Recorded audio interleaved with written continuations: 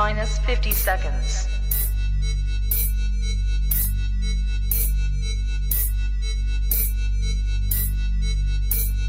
T minus 40 seconds.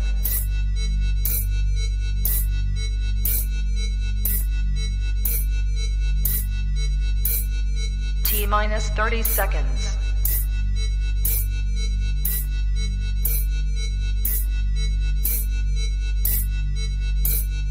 T minus 20 seconds.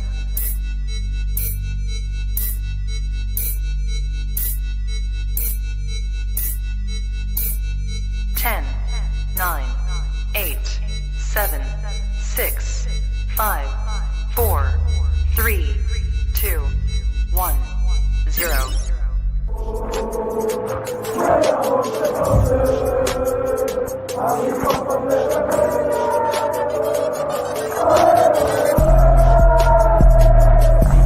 Shout out to Kop-Ish. Shout out to Kopish, guys. Keep all the good work the up. two legends, Emil Heskey, Howard Gill. Can't get much better than that guy. Yeah. You know what to do now. Like, comment, subscribe. I'm with legends, guys. Kopish.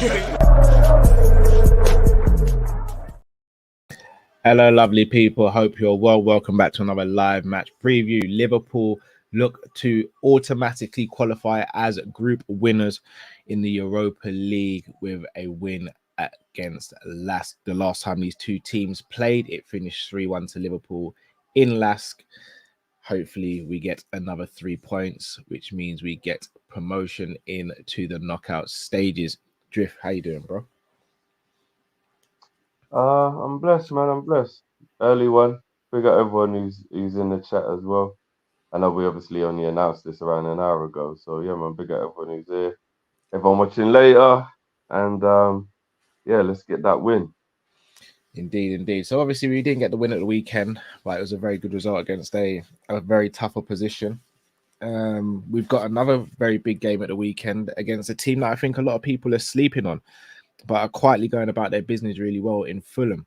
However, as the boss always says, we take one game at a time. Shout out to Pimpin' Distress. Yeah, that's what I was laughing. Oh, that's thrown me. That's really thrown me. Okay, composure. Back to the schedule. So, in terms of injuries, Alisson picked up a hamstring injury. Shout out to Chris Angel, who reached out to me. Obviously, Chris is a physio, as you guys all know, and knows when it comes to injuries, knows his stuff. If he's speculating, if it's 5 weeks out, then it's a grade 3 tear, which is on the tendon. It means there's something wrong with the tendon, so obviously can't be rushed back. Jota again looked to be a hamstring injury, probably about 4 or 5 weeks with him. Still no Thiago, still no Bishetic, still no Robertson, obviously. We're missing quite a few players. However, we still have been able to field good teams. And I don't expect much difference with this one, Drew. How are you feeling going into this game off the back of the Man City game and with the Fulham game after this one? I mean, just quickly off of the Alisson news, obviously, I don't know what it is, but I really hate when players get hamstring injuries. It's like when it comes to the muscular injuries, it's almost one of the worst ones. Because, like, as a player, I know how hard they are to, like, recover from. Because it's kind of a mental thing. When you're all right, you still keep thinking, oh, what if I pull it again, kind of thing. You know what I mean? I think with a lot of the other muscles, you can kind of always have that little bit of like my calf or my bicep. Or you're like, yeah, it's better. I'm all right. With the hamstring, it's always a little bit like, do you know what? What if I start sprinting and it goes again, kind of thing. So yeah. I hope, especially with Jota having, I think this might be like Jota's like 4th hamstring since he's been at Liverpool. Like he gets hamstring injuries every now and again. So it's a little bit of a. I don't know if they are all hamstring. I will say he picks up at least one bad injury a season, which isn't good at all. I mean, I think a bad injury is pretty normal for a professional footballer to have like 5 or 6 weeks in a season where he had an injury. Like I think that's kind of like normal, but it is annoying that Jota does seem to be injured. So I can tell you then, Drew. So we signed him at the beginning of the 2021 season, right? So he got injured with a knee injury. That was an impact injury that he got fouled in a game, and he was out for 84 days. Then he came back, got a foot injury, was out for 11 days. Then the next season, he got ankle injury, out for 14 days. So the quad chasing season, he was only out for 14 days in total. Last season, though, he got a hamstring injury for 31 days, and then a calf injury for 116 days. Okay, so it's only 2. I thought it was 3 or 4. So that's not too bad then. Because for some reason I felt like Jota had more hamstring injuries. But his injury record don't even sound that bad when you just read it off, does it? Like, for some reason it always feels like he's injured, but that isn't actually that bad. I think it's not the quantity of the amount of injuries, it's the time spent when he does have an injury.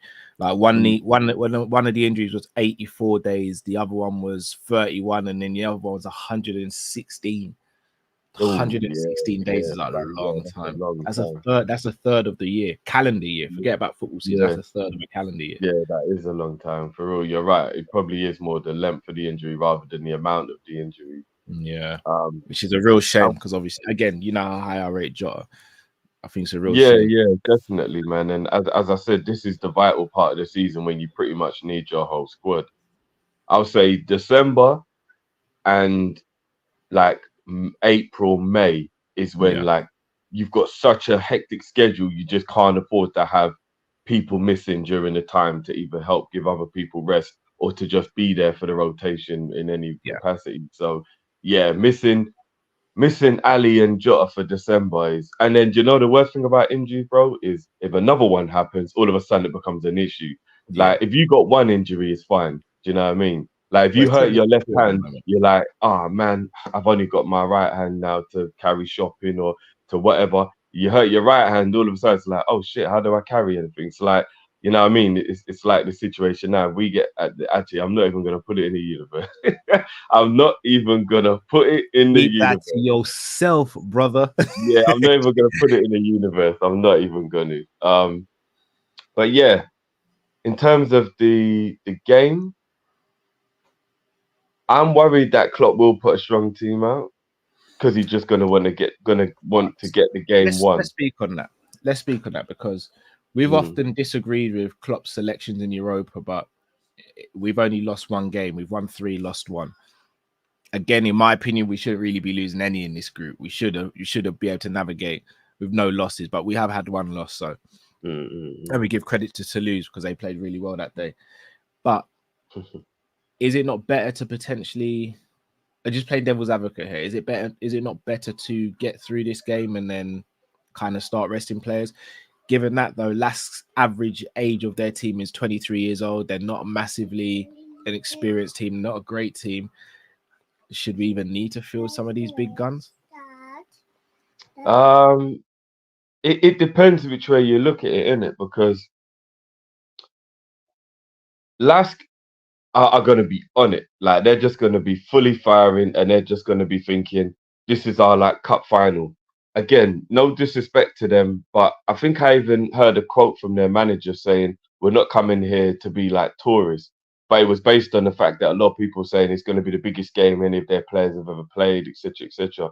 They're going to be up for it. The quality should shine through from Liverpool regardless of who we put out. And again, with no disrespect to Lask.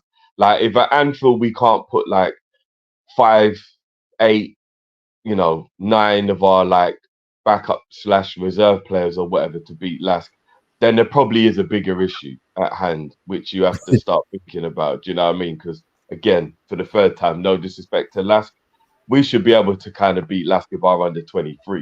If I'm being really honest with you. I'm glad you said it because I know people think I'm super negative. It's facts. You know what I mean?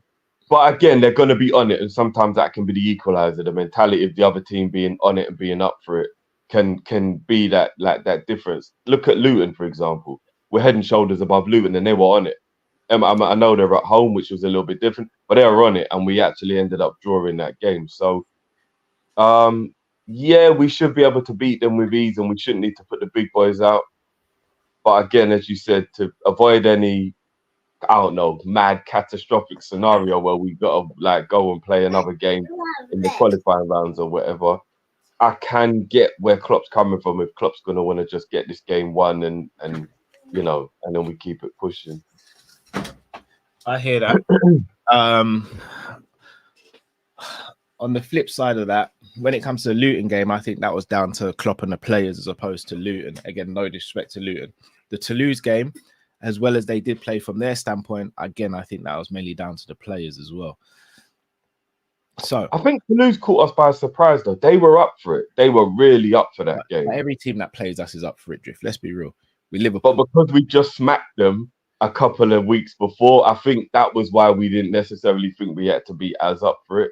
So that's on the players then. Yeah. So that's got to be on the players then. Yeah, it does. But if you look at the mentality difference between Toulouse at Anfield and at their ground, you can tell that they got the result because of how on it they were. Do you get what I mean? Like, they were really up for that game. And I think at Anfield, they felt intimidated. So it's, you know what I mean? It's a bit of both, yeah. So before I continue, I got a shout out to Morgan from Fast Food Podcast TV. Morgan's been on my neck recently. Pause, not in that way, but when it comes to Trent and a few other players. So big up to Morgan, guys. Make sure you guys subscribe to the Fast Food Podcast TV as well.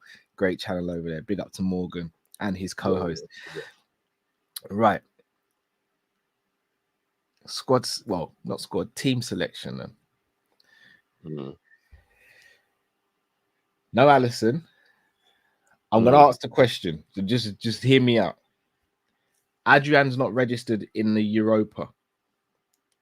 Yeah, which is a shame. Do you go Kelleher or Yaros? No, you go Kelleher. I think it's time to get a little bit of momentum. I think we spoke about it on the Monday show as well. It's time to get Kelleher like 4, 5, 6 games in a row and let him build up the form and the momentum.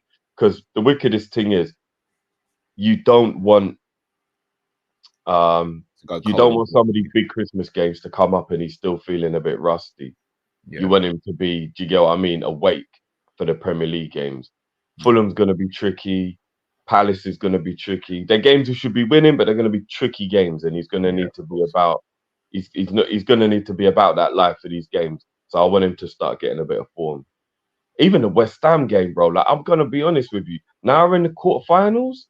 Yeah, it's a big game. I want to win that cup, bro. So, like, you know what I mean? We'll decide that game anyway, though, to be fair. No, but you know, like this thing of now, like, where we'll put the priority of like, oh, shit. Now, should we play Petalugov or should we play Adrian in the League Cup because we want to keep Kelleher fit? Nah, bro, I want to win the League Cup. We're in the quarterfinals now, you know what I mean? That's that spirit, Drift. Yeah. That's what I've been looking for, bro. I need Kelleher to be informed now. You know what I mean? No trophies too little for the cabinet, bro. No trophies too little for the cabinet. So I love to hear that. All right, right back. Who'd you go right back? Just get some Donny from the under 23s, man. I'm not really No, I'm joking.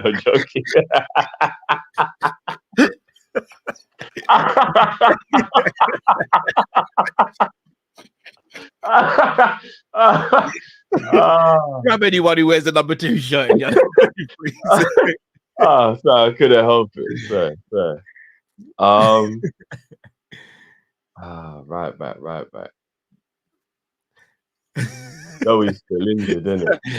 That's why Morgan, is that Taylor Hines you're talking about from the women's team? Taylor can ball though, to be fair. Taylor's sick. I'll be honest with you. I'd actually go Joey G, you know. Is he not still injured? No, Joey was on the bench. Oh, okay. I hadn't heard anything about Joey, so I thought he was still out. Joey's cool. Do you know what's crazy? I don't know if the NBA and the Premier League are the same, but there's no rules that say women can't play in the men's game, right? Only that men can't play in the women's game. I actually don't know. So I reckon you could even call up some of the women's team, to be honest.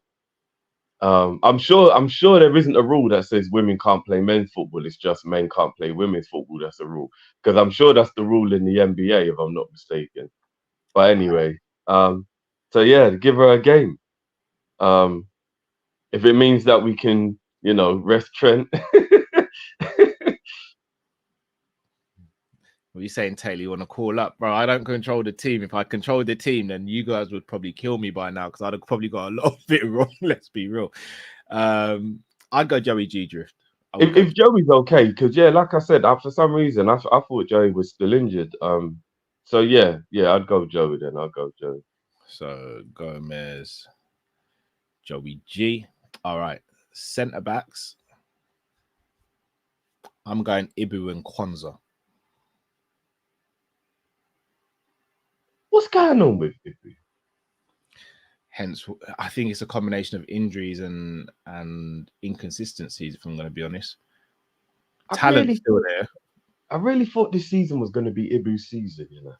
Shall I be honest? I don't think he's kicked on from the middle of last season.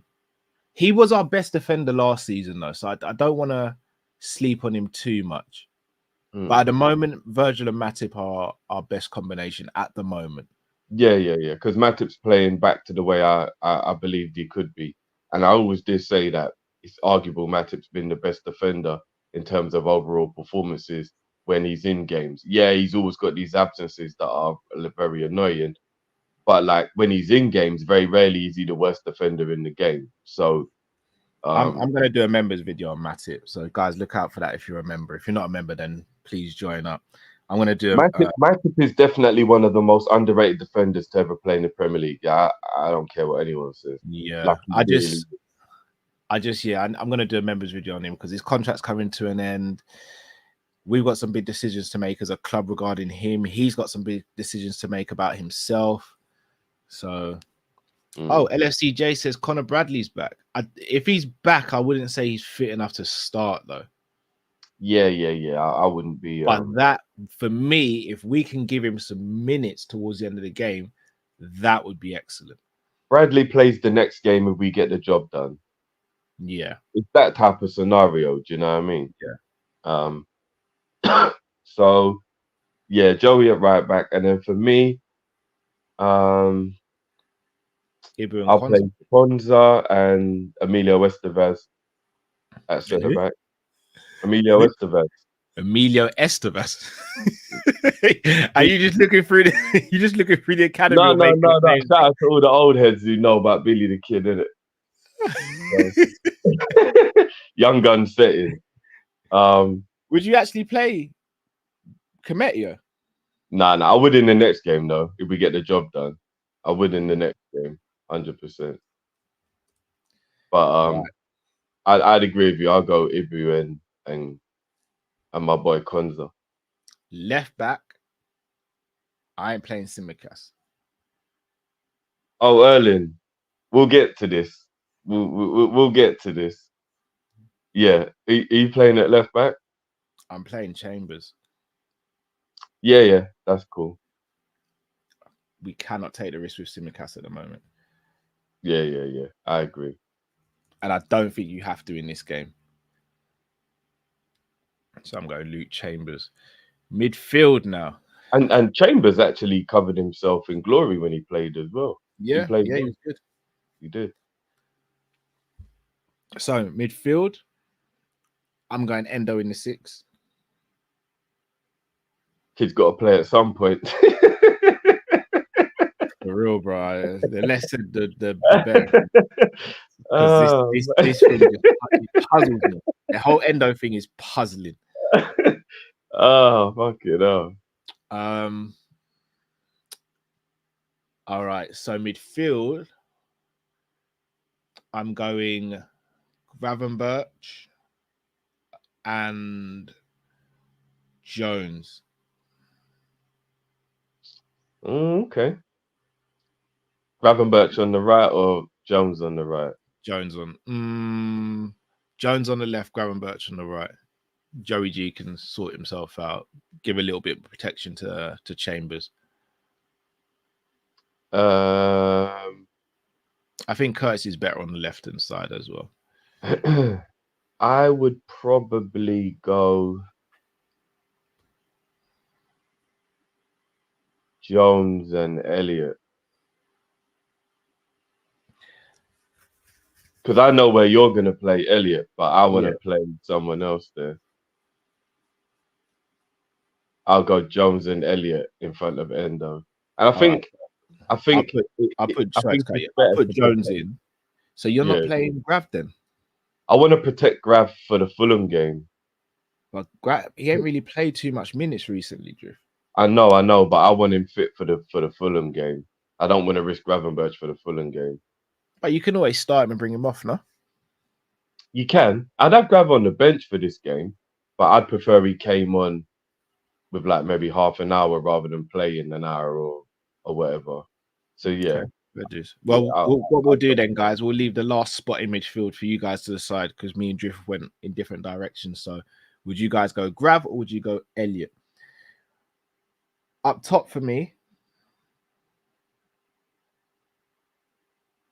I'm going Elliot right,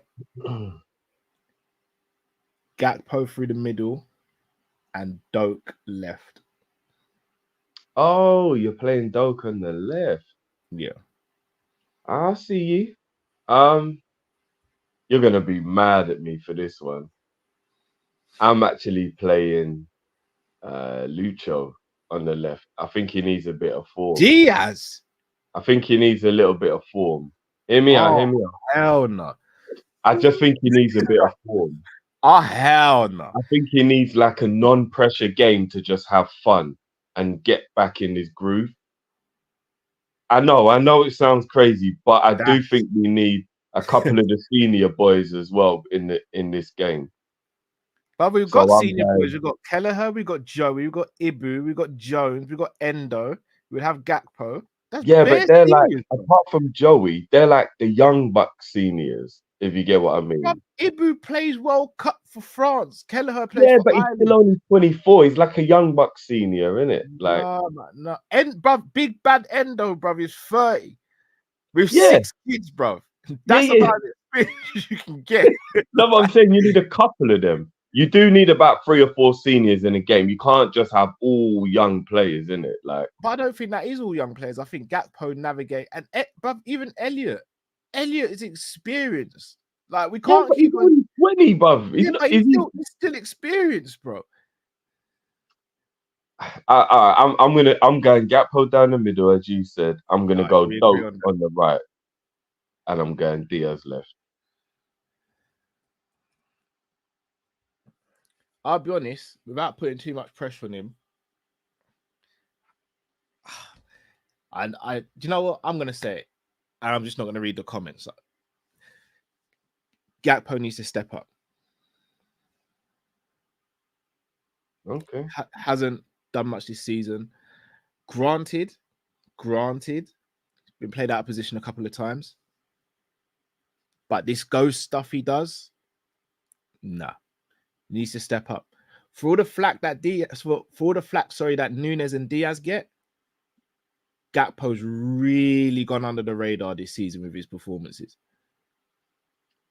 I think that's because he's almost been forced to be a bit of a bit part player, which is a little unfair on him because he was playing really well last season.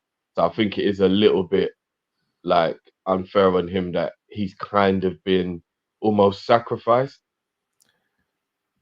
I mean, if he's a bit, he was our most informed forward last season, and this season he hasn't really even got a chance to play up front. I think that's a bit of a myth that he was our most informed forward last season. I think everyone forgets when we signed him, he didn't really kick on until about March. No, the end of the season. Like he ended the season as the most informed forward. You would think that the manager would kind of like continue that into the following season, but he was played in the 8 in our first game, if I'm not mistaken, and then he hasn't really like been given an opportunity to play. Even in the so here's the thing with Gakpo. Gakpo at the moment is kind of opposite to Nunes. Gakpo will have, in my opinion, what's not a very good game, but might chip him with a goal. Nunes will sometimes have a very good game and won't score a goal. What was the game? Was it the Brentford game I'm thinking of, where Nunes was just excellent but didn't actually score in the game? Whereas you look at some of the games Gakpo's played and you're like, Gakpo, what are we doing here? But he'll score a goal. It's like the opposite between the two. Yeah, I think Gakpo does a lot of work that's unnoticed though, because it's a lot to do with movement and just nice little 1-2 passes and stuff. Things that are quite hard to remember because they don't stand out, but they help knit things together. And I know he's got to do more than that. I get it, especially as talented as he is, but I do think some of his good work does go unnoticed. But yeah, this isn't the season I thought Gakpo would be having. I predicted Gakpo to be our best player this season, as you know. So I am quite disappointed in what's happened so far. You're right. But again, I think a lot of it could be on the manager as well by not giving him the same kind of trust that he gave him last season. So I'm laughing at football gossip. Such a troublemaker. I also think Gakpo's identity is slowly leaving him as well, which is a bit of a concern. the mad thing is, as much as people might be a little disappointed with his performances and that, he's actually got like 4 goals or something like that. So I was waiting for the gremlin. And yeah, you're right. So Klopp, he actually did have about 4 or 5 weeks on the injury table as well. Yeah, he So did, yeah, and Gakpo will be all right, man. He'll be all right. I hope so. Score predictions then. It's a tough one because I don't even think that team that we put out will be the team. I reckon Mo's gonna play. I reckon I reckon he might even play Simicast. I think McAllister's gonna play. There's quite. I wouldn't even be surprised if Nunes started. If I'm being honest. I'm gonna hold judgment. Can everybody stop getting shot? I'm being real. I think these guys are gonna play, but comfortable. I'm gonna be real, Drift. If he plays these guys and he can't trust the squad, and if you can't trust the squad, what's the point of having the squad? Like, if there's ever a game you can look at in your football calendar, and again, no disrespect to Lask, but if there's ever a game you can look at in your calendar and go, I can rest some players here and rotate some players here, and even trial a couple things, surely it's Lask at home in the Europa League game week 5 where you've already qualified pretty much. Surely, Drift. Because if we can't do it here, when the hell can we? Look at Jesus. When the hell can we, Drift? Like, surely, bro.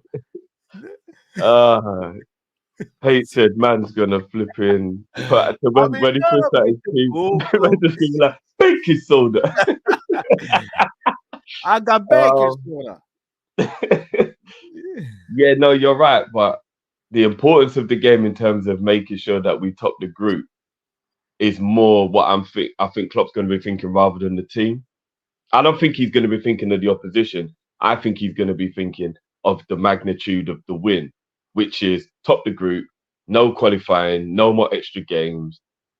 And I think that's going to be in his thinking. Because let's keep it a buck, bro. Salah's played more games in this Europa League than he should have already.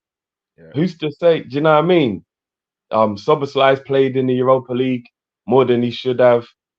Who else? I think, do you know the only player he hasn't played in the Europa League is Virgil. And the reason he hasn't played Virgil is because there's no need. Because we've got Virgil van Quanza. I feel like Virgil has played. I don't think he has, bro. Virgil van Quanza's played. You might have got it. You might have got it twisted. Shameless as F, bro. But yeah, I think Virgil might be like the only one who hasn't had like a Europa League appearance. Saying that though, if you know, if we win and Toulouse win, it's not guaranteed we'll top the group until the last game. So we need to lose. We need to lose to drop points, and we need to win for us to guarantee qualification in first place. So what that basically means is we're going to be putting out a strong team for both games. Baking soda. I got baking soda.